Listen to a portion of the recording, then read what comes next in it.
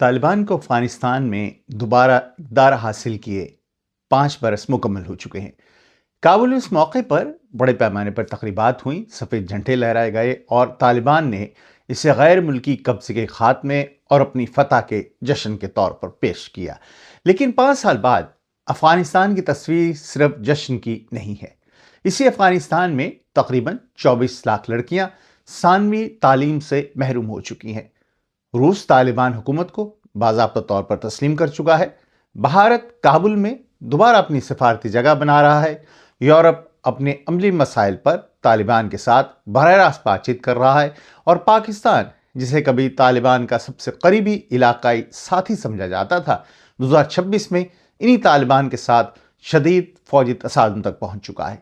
تو 5 سال بعد اصل سوال یہ نہیں ہے کہ طالبان اقتدار برقرار رکھ پائے یا نہیں، وہ 5 سال سے اقتدار میں ہے۔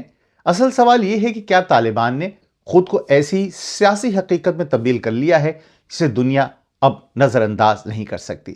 اور پاکستان کے لیے اس سے یہ بڑا مشکل سوال کہ کیا اسلام آباد نے طالبان پر اپنے اثر و رسوخ کا غلط اندازہ لگایا تھا، جبکہ بھارت نے خاموشی سے کابل میں اپنی سفارتی جگہ دوبارہ بنا لی۔ السلام علیکم، میں فرحان اسلم اور آپ دیکھ رہے ہیں برطانیہ سے فرحان اسلم ان فلٹرڈ۔ سب سے پہلے طالبان کی ایک بڑی کامیابی ہمیں تسلیم کرنا ہوگی، انہوں نے 5 سال تک اقتدار برقرار رکھا ہے۔ 2021 میں سوال یہ تھا کیا طالبان پورے افغانستان پر اپنا کنٹرول برقرار رکھ سکیں گے، کیا اندرونی اختلافات انہیں کمزور کر دیں گے، اور کیا ملک دوبارہ بڑی خانہ جنگی میں چلا جائے گا۔ 5 سال بعد طالبان کی حکومت موجود ہے اور گزشتہ کئی دہائیوں جیسی وسیع جنگ ملک میں نہیں چل رہی ہے۔ ایسوسیٹڈ پریس نے افغان شہریوں سے بات کی اس موقع پر تو بعض لوگوں نے کہا کہ ماضی کے مقابلے میں اب انہیں سڑکوں اور روزمرہ زندگی میں زیادہ تحفظ محسوس ہوتا ہے، لیکن انہی افغانوں کا اگلا مطالبہ بھی بڑا واضح ہے۔ ہمیں روزگار چاہیے، ہمیں تعلیم چاہیے، اور سلامتی کی تصویر بھی مکمل نہیں ہے۔ داعش خراسان اب بھی افغانستان کے لیے ایک حقیقی خطرہ ہے۔ اس لیے کہنا درست نہیں ہوگا کہ طالبان نے ملک کے تمام سلامتی کے مسائل حل کر لیے ہیں، یعنی کہ بڑی جنگ کا کم ہونا یقیناً ایک اہم کامیابی ہے، لیکن اقتدار برقرار رکھنا اور کامیاب ریاست بنانا 2 الگ الگ چیزیں ہیں۔ طالبان کی دوسری بڑی کامیابی شاید باضابطہ عالمی طور پر تسلیم ہونا تو نہیں ہے، لیکن عالمی قبولیت ضرور ہے۔ آج بھی روس واحد ملک ہے جس نے طالبان حکومت کو باضابطہ طور پر تسلیم کیا ہے، اور روس صرف ریکگنیشن تک محدود نہیں رہا ہے، ماسکو کابل کے ساتھ مکمل شراکت داری بڑھانے کی بات بھی کر رہا ہے، اور دوسرے علاقائی ممالک کو بھی طالبان حکومت کے ساتھ تعاون بڑھانے کی ترغیب دے رہا ہے۔ لیکن باقی دنیا کو بھی دیکھیے، چین کابل سے رابطے میں ہے، ترکیہ کے بھی رابطے موجود ہیں، سعودی عرب بھی رابطے میں ہے، جاپان بھی رابطے میں ہے، اور وسطی ایشیا کے ممالک افغانستان کے صرف ایک سیکیورٹی مسئلے کے طور پر نہیں، بلکہ اب ایک ممکنہ تجارتی راہداری کے طور پر دیکھ رہے ہیں۔ DW کی تازہ ترین رپورٹ کے مطابق تاجکستان، ترکمانستان، ازبکستان، قرغستان اور قازقستان کے حکام کابل میں ملاقاتیں کر چکے ہیں ان کے حکام سے، کیونکہ خشکی میں گھرے ممالک کے لیے افغانستان جنوبی ایشیا اور سمندری راستوں تک پہنچنے کا ایک ممکنہ دروازہ بن سکتا ہے۔ یعنی جغرافیہ طالبان کے لیے بھی وہ کام کر رہا ہے جو باضابطہ طور پر ریکگنیشن ابھی نہیں ہو سکی اس میں، لیکن دنیا پھر بھی طالبان سے رابطے میں ضرور ہے۔ دنیا طالبان کی بہت سی پالیسیوں سے اختلاف کرتی ہے، لیکن اسے یہ بھی تسلیم کرنا پڑ رہا ہے کہ افغانستان کے بارے میں طالبان کو مکمل طور پر نظر انداز نہیں کیا جا سکتا ہے۔ اس تبدیلی کی شاید سب سے دلچسپ مثال یورپ ہے۔ 23 جون 2026 کو یورپی یونین نے پہلی مرتبہ طالبان کے ایک وفد کو برسلز میں دعوت دی آنے کی، اور بات چیت کا موضوع تھا ایسے افغان شہریوں کی واپسی جنہیں اب یورپ میں رہنے کا کوئی قانونی حق حاصل نہیں ہے۔ 15 یورپی ممالک کے نمائندے اس تکنیکی سطح کی بات چیت میں شامل تھے۔ یورپی یونین نے ساتھ یہ بھی واضح کیا کہ اس ملاقات کا مطلب طالبان جو حکومت ہے اس کو تسلیم کرنا نہیں ہے، لیکن یہاں پر سیاسی تضاد دیکھیے کہ ایک طرف یورپ طالبان کی خواتین اور لڑکیوں سے متعلق پالیسیوں کی شدید مخالفت کرتا ہے، تو دوسری طرف مائیگریشن اور ڈیپورٹیشن جیسے عملی جو مسائل ہیں انہیں حل کرنے کے لیے اسی طالبان حکومت سے بات کر رہا ہے۔ یعنی پھر 28 جولائی 2026 کو اسی بات چیت کے نتیجے میں 2021 کے بعد پہلی مرتبہ ایک ایسے افغان شہری کو افغانستان واپس بھیج دیا گیا جس کا کوئی مجرمانہ ریکارڈ نہیں تھا، یعنی کہ وہ لیگل رہ رہا تھا لیکن اس کے علاوہ کوئی ایسا کسی جرم میں وہ ملوث نہیں تھا۔ تو سوال یہ ہے کہ یہ منافقت ہے یا حقیقت پسند سفارتکاری؟ اس پہ اختلاف ہو سکتا ہے، لیکن ایک بات واضح ہے کہ دنیا طالبان کو باضابطہ طور پر قبول کیے بغیر بھی ان کے ساتھ معاملات کو طے کرنا سیکھ رہی ہے۔ اور اب بھارت، یہ پاکستان کے لیے شاید 5 سال میں ہونے والی سب سے اہم سفارتی تبدیلیوں میں سے ایک ہے۔ 2021 میں سابق افغان حکومت کے خاتمے کے بعد بھارت کے افغانستان میں جو پوزیشن ہے وہ بہت کمزور ہو گئی تھی اور بھارت نے کابل میں اپنا سفارت خانہ بند کر دیا تھا۔ اگرچہ 2022 میں ایک چھوٹا تکنیکی مشن دوبارہ قائم کیا گیا اور پھر اکتوبر 2025 میں طالبان کے وزیر خارجہ امیر خان متقی بھارت کے دورے پر گئے اور یہ 2021 کے بعد طالبان کی کسی بھی اعلیٰ رہنما کا بھارت کا پہلا ایسا دورہ تھا۔ اسی دورے کے دوران نئی دہلی نے اعلان کیا کہ کابل میں اس کے تکنیکی مشن کو دوبارہ سفارت خانے کی سطح تک بڑھا دیا جائے گا اور پھر جون 2026 میں ایک اور اہم تبدیلی سامنے آئی اور اقوام متحدہ میں بھارت کے سفیر نے افغانستان کے بارے میں جو ریمارکس دیے وہ بڑے امپورٹنٹ تھے کہ افغانستان میں اب جو سیاسی حقیقت ہے وہ گزشتہ 5 سالوں میں بدل چکی ہے اور تو طالبان رہنماؤں پر موجودہ اقوام متحدہ کی پابندیاں ہیں، اس سارے سسٹم کو ایک نئی حقیقت کو مد نظر رکھتے ہوئے اب ہمیں ری اسیس کرنا ہوگا یا دوبارہ سے دیکھنا ہوگا۔ یہ فرق بہت اہم ہے۔ بھارت نے یہ نہیں کہا کہ تمام پابندیاں فوراً ختم کر دی جائیں، اس نے کہا کہ موجودہ نظام پر نظر ثانی کی ضرورت ہے، لیکن سفارتی پیغام یہاں پر بہت واضح تھا۔ بھارت اب طالبان حکومت کو چند ماہ کی عارضی حقیقت سمجھ کر انتظار نہیں کر رہا ہے، وہ کابل کے ساتھ طویل مدتی تعلق بنا رہا ہے اور کابل بھی اپنے تمام تعلقات کسی ایک پڑوسی تک محدود نہیں رکھنا چاہتا ہے۔ اور یہیں سے پاکستان کی کہانی شروع ہوتی ہے۔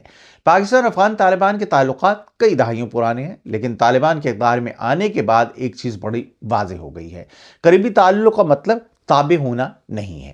سب سے بڑا تنازع تحریک طالبان پاکستان جو کلن تحریک ہے پاکستان میں، یعنی کہ ٹی ٹی پی کے بارے میں ہے۔ اسلام آباد کا کہنا یہ ہے کہ ٹی ٹی پی کے جنگجو افغان سرزمین پر موجود ہیں اور وہاں سے پاکستان پر حملے کرتے ہیں۔ افغان طالبان اس کی تردید کرتے ہیں اور کہتے ہیں کہ پاکستان میں شدت پسندی کا مسئلہ پاکستان کو خود حل کرنا ہوگا۔ 2026 میں یہ اختلاف صرف بیانات تک محدود نہیں رہا، پاکستان اور افغانستان کے درمیان شدید فوجی تصادم ہوا۔ پاکستان نے افغانستان کے اندر اہداف پر فضائی حملے کیے اور افغان طالبان نے جو بھی ان سے ہو سکا اس حساب سے انہیں جوابی کارروائیاں بھی کی۔ سرحدی راستے متاثر ہوئے، تجارت متاثر ہوئی اور دونوں ممالک کے تعلقات جو ہیں وہ طالبان کے اقتدار کی واپسی کے بعد میں سمجھتا ہوں کہ اپنی بدترین سطح تک پہنچ گئے۔ اور پھر چین نے ثالثی شروع کی۔ چینی سفارتکار اسلام آباد اور کابل کے درمیان رابطہ کرتے رہے، صدر شی جن پنگ کا پیغام بھی پہنچایا گیا اور جس کے بعد لڑائی میں کمی آ گئی اور اپریل 2026 میں پاکستان اور افغانستان کے نمائندے چین کے شہر اورمچی میں مذاکرات کی میز پر بیٹھ گئے۔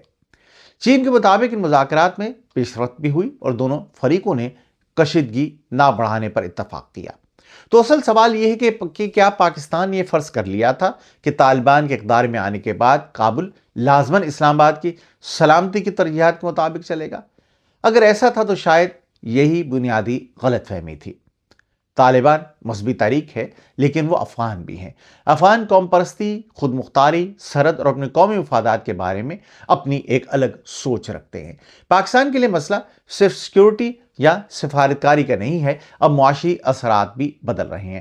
افغانستان خشکی میں گھرا ملک ہے اور پاکستان کی بندرگاہیں کئی دہائی سے اس کے لیے انتہائی اہم رہی ہیں، لیکن بار بار سرحدی بندشوں اور کشیدگی کے بعد کابل نے ایران اور وسطی ایشیا کے راستوں کا استعمال بڑھا دیا ہے۔ رائٹرز کے مطابق 2025 میں پاکستان کے ساتھ جو سرحدی بندشیں ہیں ان کے باوجود بھی افغان تجارت نسبتاً قائم رہی، یعنی کہ چلتی رہی، کیونکہ درآمد کنندگان اور برآمد کنندگان نے ایران اور وسطی ایشیا کے متبادل راستوں پر زیادہ انحصار کیا۔ اور اس کا مطلب یہ نہیں ہے کہ پاکستان افغانستان کے لیے اب غیر اہم ہو گیا ہے، ایسا بالکل نہیں ہے۔ جغرافیہ نہیں بدلا، پاکستان اب بھی افغانستان کے لیے انتہائی اہم پڑوسی اور سمندری رسائی کا قدرتی راستہ ہے، لیکن کابل کے پاس متبادل راستے بڑھ گئے ہیں اور اس پر کسی ایک پڑوسی کا دباؤ اگر ایسی سچویشن ہو تو وہ کم ہو جاتا ہے، اور یہ پاکستان کے لیے یقیناً ایک اسٹریٹجک وارننگ ہے۔ یہاں پر جو چیزیں ظاہر ہے کہ ایران یا دیگر رستوں سے امپورٹ ہو رہی ہیں، یہ بات بھی آپ ضرور ذہن میں رکھیے کہ وہ چیزیں اب افغانستان یا افغان شہریوں کو مہنگی پڑ رہی ہیں۔ پاکستان سے جب کوئی چیز افغانستان پہنچتی ہے تو اس کا ظاہر ہے کہ جو ٹرانسپورٹیشن کے کاسٹ ہے وہ کم ہوتی ہے، اور اس کے مقابلے میں اگر آپ دیگر ممالک کے ذریعے وہ چیزیں امپورٹ کرتے ہیں تو یقیناً مہنگائی میں اضافہ ہو جاتا ہے۔ اب افغانستان کی معیشت کی بات کر لیں، یہاں تصویر عام تاثر سے کہیں زیادہ پیچیدہ ہے۔ ورلڈ بینک کے مطابق افغان معیشت مکمل طور پر کلیپس نہیں ہوئی ہے۔ 2025 میں جو حقیقی معاشی ترقی ہے اس کا اندازہ تقریباً 4.8% لگایا گیا ہے، جبکہ 2026 میں یہ ترقی تقریباً 4% رہنے کی پیشن گوئی کی گئی ہے۔ لیکن یہ صرف آدھی کہانی ہے۔ تقریباً 37 لاکھ افغان دوسرے ممالک سے واپس آئے ہیں۔ آبادی میں تیز اضافے نے معاشی ترقی کے فائدے کو تقریباً نگل لیا ہے۔ جی ڈی پی کا جو 5.6% ہے، اس میں فی کس آمدنی میں جی ڈی پی میں کمی آئی ہے ورلڈ بینک کی رپورٹ کے مطابق، اور مارچ 2026 تک مہنگائی بڑھ کر اب وہاں کہا جا رہا ہے کہ 7.6% تک پہنچ گئی ہے۔ یعنی ملک کی مجموعی معیشت بڑھ سکتی ہے، لیکن ضروری نہیں ہے کہ اس سے عام افغان شہری کی زندگی بھی بہتر ہو۔ روزگار کی کمی دستور ہے، غربت موجود ہے، بینکاری نظام اور سرمایہ کاری کی مشکلات بھی موجود ہے، اور بیرونی امداد میں بھی کمی واقع ہوئی ہے، اور لاکھوں واپس آنے والے جو افغان ہیں ان کو رہائش کا، روزگار اور بنیادی سہولیات کی ظاہر ہے کہ ضرورت ہے۔ طالبان کان کنی اور قدرتی وسائل کے ذریعے سرمایہ کاری لانے کی کوشش کر رہے ہیں، خاص طور پر چین اور علاقائی کمپنیوں سے، لیکن جو محدود عالمی ریکگنیشن ہے اور مالی پابندیاں ہیں افغانستان پر یا طالبان حکومت پر، وہ ابھی بھی سب سے بڑی رکاوٹ ہے اس سلسلے کی۔ اور ڈی ڈبلیو کی تازہ رپورٹ بھی جو اس کا پہلے میں نے ذکر کیا ہے وہ اسی جانب اشارہ کرتی ہے۔ طالبان ایک اور چیز کو بھی اپنی کامیابی کے طور پر پیش کر رہے ہیں کہ پوست کی کاشت میں وہاں پر غیر معمولی کمی واقع ہوئی ہے۔ طالبان نے 2022 میں پوست کی کاشت پر پابندی لگائی تھی، اور اقوام متحدہ کے مطابق 2023 میں پوست کی کاشت اس میں تقریباً 95% کمی ہو گئی تھی۔ 2024 میں تقریباً 19% اضافہ ہوا ہے، اور 2025 میں کاشت میں دوبارہ 20% کمی ہو گئی ہے۔ یعنی کہ اتار چڑھاؤ کے باوجود افغانستان میں پوست کی کاشت پابندی سے پہلے کی سطح سے بہت نیچے آ گئی ہے، اور یہ ایک قابل پیمائش کامیابی ہے۔ جہاں طالبان نے کوئی واضح نتیجہ دیا ہے، ہمیں یقیناً وہاں سے تسلیم کرنا چاہیے، لیکن حکومت کا امتحان صرف جنگ روکنا یا منشیات کم کرنا نہیں ہوتا۔ اصل امتحان لوگوں کا مستقبل ہے، اور یہاں طالبان حکومت کے 5 سال کی سب سے مشکل حقیقت سامنے آتی ہے۔ افغان خواتین اور لڑکیاں ظاہر ہے کہ اس سارے معاملے میں خصوصی مشکل کا شکار ہیں۔ یونیسکو کے مطابق تقریباً 24 لاکھ لڑکیاں ثانوی تعلیم سے باہر ہیں۔ افغانستان دنیا کا واحد ملک ہے جہاں لڑکیوں کو ثانوی تعلیم اور خواتین کو یونیورسٹی کی تعلیم سے باضابطہ طور پر روک دیا گیا ہے۔ اقوام متحدہ کے مطابق طالبان کی واپسی کے بعد خواتین کے حقوق محدود کرنے کے 100 سے زائد احکامات جاری کیے گئے ہیں۔ تعلیم محدود ہے، روزگار محدود ہے، نقل و حرکت محدود ہے، عوامی زندگی میں ان کی شرکت محدود ہے، اور یو این جو وومن ہے اس کی تازہ تحقیق کے مطابق نصف افغان خواتین اب مہینے میں صرف 1 بار یا 2 بار ہی گھر سے باہر نکلتی ہیں۔ اور میں اسے صرف مغرب اور طالبان کا اختلاف نہیں سمجھتا، یہ افغانستان کے مستقبل کا سوال ہے۔ اگر 24 لاکھ بچیاں تعلیم حاصل نہیں کریں گی تو مستقبل کی خواتین ڈاکٹرز کہاں سے آئیں گی، نرسیں کہاں سے آئیں گی، اساتذہ کہاں سے آئیں گی، اور ملک اپنی آدھی آبادی کی صلاحیت محدود کر کے اپنی معیشت کو جدید بنیادوں پر استوار کیسے کر سکتا ہے؟ اور یہ سوال دنیا بھر کے مسلمانوں کو بھی طالبان سے یقیناً ضرور پوچھنا چاہیے کہ اپنی بیٹیوں کو تعلیم سے محروم کر کے ہم کون سا مضبوط اسلامی معاشرہ تعمیر کر سکتے ہیں؟ اور یہاں پر انسانی بحران صرف تعلیم تک محدود نہیں ہے۔ ورلڈ فوڈ پروگرام کے مطابق افغانستان میں کے تقریباً 12 صوبوں میں بچوں میں شدید جو غذائی قلت ہے وہ کرٹیکل سطح تک پہنچ چکی ہے، اور یہ افغانستان میں اب تک ریکارڈ کی گئی سب سے بڑی تعداد ہے۔ اقوام متحدہ کے مطابق تقریباً ہر 3 افغان میں سے ایک شدید غذائی عدم تحفظ کا شکار ہے، جبکہ امدادی فنڈنگ میں کمی اب اس بحران کو مزید سنگین بنا رہی ہے۔ 16 اگست کی رپورٹ بھی ہمیں یہی بتاتی ہے کہ غذائی قلت ایک تہائی افغان صوبوں میں کرٹیکل لیول تک پہنچی ہوئی ہے، اور انسانی حقوق کے معاملے میں ایک اور اہم پیش رفت بھی ہو چکی ہے کہ بین الاقوامی جو فوجداری عدالت ہے اس نے طالبان کے سپریم کمانڈر ہیبت اللہ اخونزادہ اور چیف جسٹس عبدالحکیم حقانی کے خلاف گرفتاری کے وارنٹ جاری کیے ہیں۔ عدالت کے مطابق ان پر خواتین اور لڑکیوں کے خلاف صرفی بنیادوں پر ظلم و ستم کے ذریعے انسانیت کے خلاف جرم کا الزام ہے، اور طالبان نے اس عدالتی اقدام کو مسترد کیا ہے، اور یہی وجہ ہے کہ دنیا کا طالبان کے ساتھ تعلق ایک عجیب تضاد بن چکا ہے۔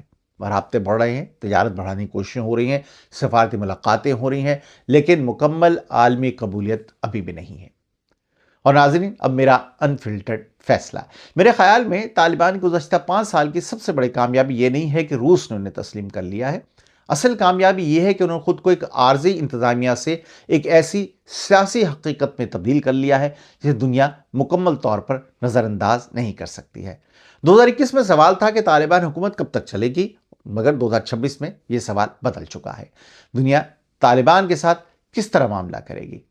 اور یقیناً یہ بہت بڑی تبدیلی ہے، لیکن دنیا کا آپ سے بات کرنا آپ کی ہر پالیسی توثیق نہیں ہوتا ہے۔ سفارتکاری مکمل قبولیت کے برابر نہیں ہے، اور اقدار برقرار رکھنا اچھی حکومت کے برابر نہیں ہوتا۔ پاکستان کے لیے بھی شاید 5 سال بعد سب سے بڑا سبق یہی ہے کہ افغانستان کو کسی کا اسٹریٹجک بیک یارڈ سمجھنے کا دور اب ختم ہو جانا چاہیے، نہ پاکستان کا، نہ بھارت کا، نہ چین کا، نہ روس کا۔ پاکستان کو افغانستان کے ساتھ تعلق ریاست سے ریاست کی بنیاد پر بنانا ہوگا۔ ٹی ٹی پی کے معاملے پر پاکستان کی سیکیورٹی خدشات حقیقی ہیں، اور اسلام آباد کو ان پر یہ اپنا موقف ہمیشہ واضح رکھنا چاہیے، لیکن افغانستان کے ساتھ تجارت، سفارتکاری اور عوامی رابطوں کو بھی صرف سیکیورٹی کے ایک مسئلے کا یرغمال نہیں بنایا جا سکتا۔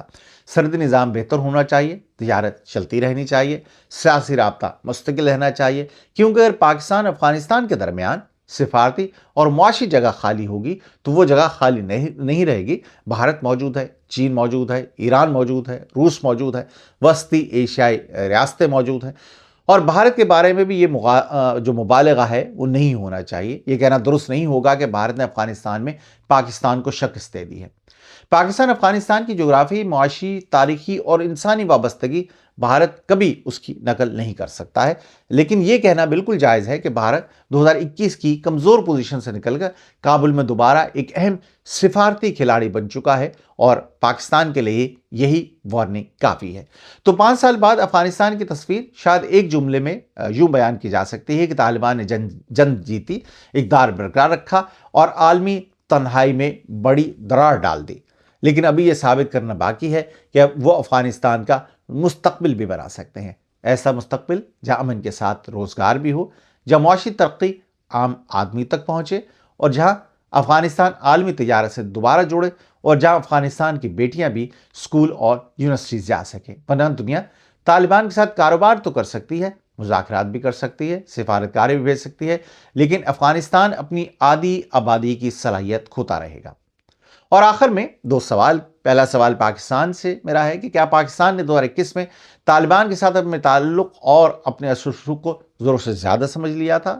اور دوسرا سوال طالبان سے، اگر دنیا اب آپ کو افغانستان کی مستقل سیاسی حقیقت سمجھنے لگی ہے تو افغانستان کی 24 لاکھ بچیوں کے لیے اسکول کے دروازے کب کھلیں گے؟ آپ کیا سمجھتے ہیں؟ کیا بھارت واقعی افغانستان میں اپنی جگہ مضبوط بنا رہا ہے، اور کیا پاکستان کابل کے ساتھ اپنے تعلقات کو دوبارہ بہتر کر سکتا ہے؟ اور کیا دنیا کو طالبان حکومت کو باضابطہ طور پر تسلیم کرنے سے پہلے خواتین کی تعلیم اور بنیادی حقوق میں واضح تبدیلی کا مطالبہ کرنا چاہیے؟ اپنی رائے ویڈیو کے نیچے کمنٹس میں ضرور دیجیے گا۔ پروگرام اگر آپ کو پسند آیا ہو برائے مہربانی تو میرے چینل کو ضرور سبسکرائب کیجیے۔ 90% لوگ وہی پروگرام دیکھتے ہیں جو سبسکرائبر نہیں ہیں میرے، سو اس لیے گزارش میری آپ سے یہ ہے کہ ضرور سبسکرائب کیجیے گا، اور اپنے اس پروگرام کو اپنے دوستوں اور اقربا کے ساتھ بھی ضرور شیئر کیجیے گا۔ میں ہوں فرحان اسلم، برطانیہ میں رہتا ہوں، گزشتہ 30 برس سے صحافت کے شعبے سے وابستہ ہوں۔ میرے بارے میں اگر جاننا چاہیں تو میری ویب سائٹ farhanaslam.com پہ تشریف لے جائیے۔ زندگی رہی تو بہت جلد ایک نئے پروگرام کے ساتھ آپ کی خدمت میں حاضر ہوں گا۔ اپنا بہت خیال رکھیے گا، مجھے اجازت دیجیے، فی امان اللہ۔